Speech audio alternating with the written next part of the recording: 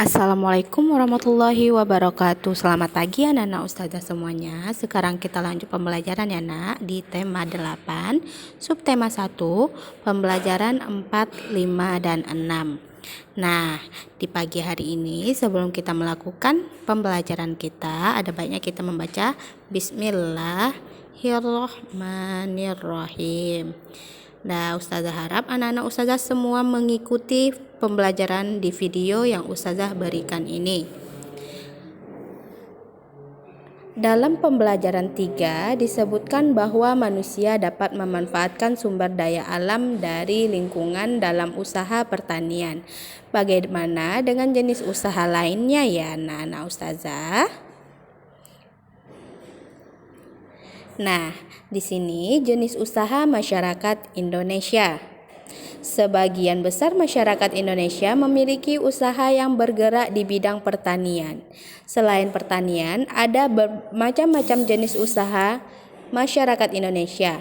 Jenis usaha itu ada yang menghasilkan barang dan ada jenis usaha yang menghasilkan jasa. Nah, ada beberapa ya anak ustazah. Yang pertama perindustrian dan perdagangan, selanjutnya ada jasa. Nah, di gambar ini adalah jenis dari perindustrian. Apakah anak ustazah tahu apa industri? Ustazah akan jelaskan ya. Industri adalah kegiatan proses atau memproses atau mengelola barang dengan menggunakan sarana dan peralatan, misalnya mesin.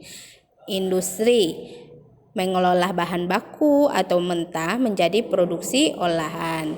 Yang kedua ada industrinya, yaitu mengelola bahan mentah menjadi bahan setengah jadi. Selanjutnya mengelola bahan setengah jadi menjadi jadi. Industri besar dan industri kecil. Industri besar menggunakan peralatan, modal, dan tenaga kerja dalam jumlah yang besar. Sedangkan industri kecil menggunakan peralatan, modal, dan tenaga kecil yang jumlahnya kecil ya nak. Selanjutnya di sini ada perajinan mebel dan industri mobil. Contoh industri kecil antara lain perajin mebel, pembuatan tahu atau tempe, dan peracikan keramik. Di sini ada yang besar antara lain tadi apa? Mobil ya nak, industri mobil. Yang kedua yaitu perdagangan. Perdagangan adalah semua hal yang berhubungan dengan kegiatan jual beli. Dalam perdagangan ada perpindahan hak milik. Pedagang membeli barang atau jasa dari suatu tempat pada waktu tertentu, kemudian menjualnya ke tempat yang lain dengan tujuan memperoleh keuntungan. Nah, kegiatan jual beli di pasar, di sini ada orang belanja di toko swalayan. Itu contohnya ya nak, berdagang ya nak. Selanjutnya yaitu tentang jasa. Jasa adalah segala aktivitas atau manfaat yang ditawarkan kepada orang lain atau disebut dengan konsumen.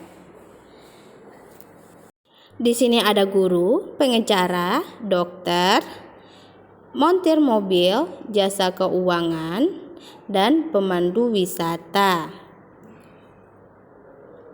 Dokter memeriksa pasien, sedangkan guru mengajar ya anak-anak ustazah. Selanjutnya di sini ada peta konsep tentang jenis usaha masyarakat Indonesia. Ada perindustrian, perdagangan, dan jasa. Di sini peta konsepnya yang pertama perindustrian. Kita tadi sudah ustazah jelaskan ya nak, industri tadi itu apa. Selanjutnya kita masuk. Baik anak-anak ustazah, sekarang kita masuk ke pembelajaran 5 ya nak.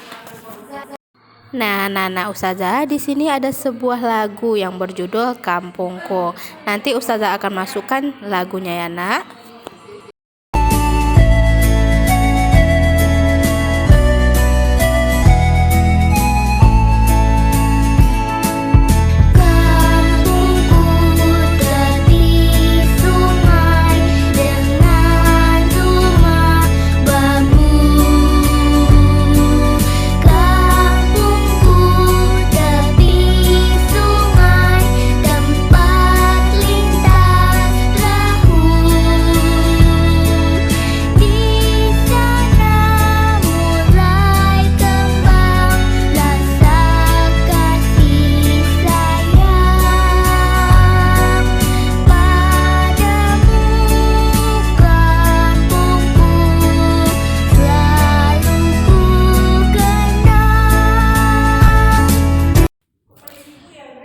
nada diatonis mayor.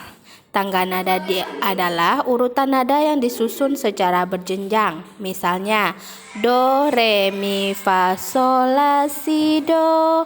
Dalam seni musik ada jenis tangga nada diatonis.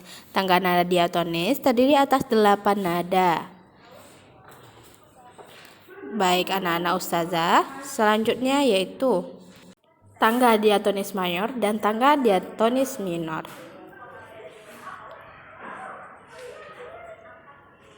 Di sini ustazah akan menjelaskan tangga nada diatonis mayor memiliki interval atau jarak nada 1 1 setengah 1 1 1 1 setengah. Nah, di sini boleh dilihat ya anak-anak ustazah gambar tangga nada diatonis mayor. Nah, itu dia ya nak, gambarnya ya nak. Selanjutnya ciri-ciri tangga nada diatonis mayor. Yang pertama, bersifat riang gembira. Yang kedua, bersemangat. Yang ketiga, biasanya diawali dan diakhiri nada do. Dan yang keempat yaitu memiliki interval atau jarak 1 1 setengah 1 1 1 setengah. Nah, pada siang hari yang terik, panas matahari akan menguapkan air dari permukaan sungai. Apa akibatnya bagi persediaan air sungai? Nah, anak-anak ustazah, di sini ada beberapa pertanyaan, ada 5 pertanyaan. Dan mungkin ustazah akan jawab 2 atau 3 pertanyaannya, nak. Pertanyaan yang pertama yaitu dari mana asal persediaan air sungai? Yang kedua, siapa saja yang memanfaatkan air sungai? Dan ketiga, apa saja manfaat air sungai? Selanjutnya sampai kelima ya nak. Ustazah akan jawab 1 sampai 3 pertanyaan. Di mana asal persediaan air sungai? Air sungai berasal dari air hujan dan air yang mengalir dari hulu sungai. Yang kedua, siapa saja yang memanfaatkan air sungai? Nah, tentu kita tahu yang memanfaatkan air sungai itu bisa manusia, hewan, dan tumbuhan di sekitar sungai, serta hewan dan tumbuhan di dalam sungai. Pertanyaan ketiga, apa saja manfaat dari air sungai? Manusia memanfaatkan air sungai untuk mengairi tanaman pertanian sebagai sumber air keperluan sehari-hari dan sebagai sarana angkutan. Pembelajaran 6. Baik anak-anak, di sini ada beberapa permainan tradisional ya nak. Nah, belajar toleransi dari permainan tradisional anak. Nah, anak-anak ustazah pasti menginginkan permainan kayak gini lagi, nggak ada di zaman sekarang nak. Pada hari Minggu 11 Desember 2016 digelar secara Festival Permainan Tradisional Anak Indonesia di Taman Mini Indonesia Indah. Acara ini biasa digelar setiap tahun. Tujuan digelarnya acara ini adalah supaya anak Indonesia mengenal keragaman lingkungan dan kebudayaan. Saat ini, anak-anak dibanjiri dengan permainan digital melalui alat elektronika. Dengan permainan digital, itu anak merasa tidak perlu bermain dengan temannya. Oleh karena itu, permainan tradisional menjadi jurus ampuh agar anak-anak kembali kepada nilai kebersamaan. Hal tersebut setidaknya diutarakan Zaini Alif dari komunitas Hong Saat di acara Festival Permainan Anak Indonesia. Nah, Zaini Alif mengatakan permainan tradisional itu aset budaya bangsa yang sekarang mulai ditinggalkan karena munculnya gadget. Kita tidak antisipasi pada gadget, tapi bagaimana menyeimbangkan gadget dengan permainan tradisional. Karena permainan tradisional mengajarkan nilai, etika, dan identitas budaya bangsa kita. Banyak permainan tradisional di Indonesia yang tidak hanya menyajikan keseruan, tapi juga kaya nilai-nilai. Misalnya di Jawa ada permainan dingklik, oglang angklik. Di Sunda ada permainan perepet jengkol dan sebagainya. Keberagaman itu mengajarkan bagaimana kita toleran atas perbedaan. Jadi perbedaan bukan menjadi suatu yang harus didebatkan, justru itu bisa menjadi suatu keuntungan. Nah, selanjutnya, keberagaman sosial dan budaya Indonesia ini menjadikan Indonesia kaya sepatutnya.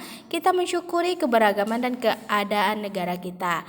Lagu berikut merupakan ungkapan syukur kita kepada Tuhan. Nah, anak-anak ustazah pasti tahu ya, yang lagu kita judulnya Syukur. Sebelumnya juga ustazah sudah menyuruh anak-anak ustazah untuk membuat video praktek ya tentang lagu Syukur ini ya, Nak.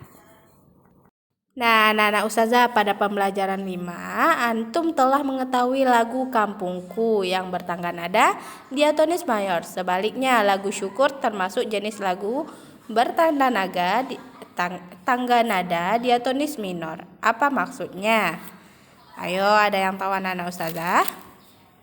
Nah, tangga nada diatonis minor, sebelumnya juga ustazah sudah jelaskan ya, Nak. Tangga nada diatonis minor memiliki interval jarak 1,1,1,1,1,1. Tangga nada diatonis minor ada bermacam-macam, salah satunya tangga nada diatonis minor harmonis.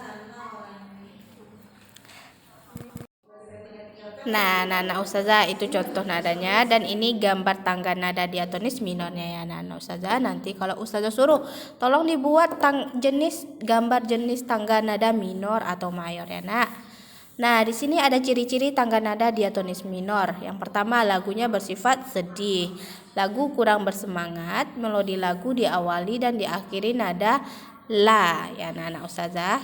Berarti kebalikan dari tangga nada tadi ya, Nak, dan memiliki interval jarak 1,1,1,1,1,1. Nah, itu adalah ciri-ciri dari tangga nada diatonis minor.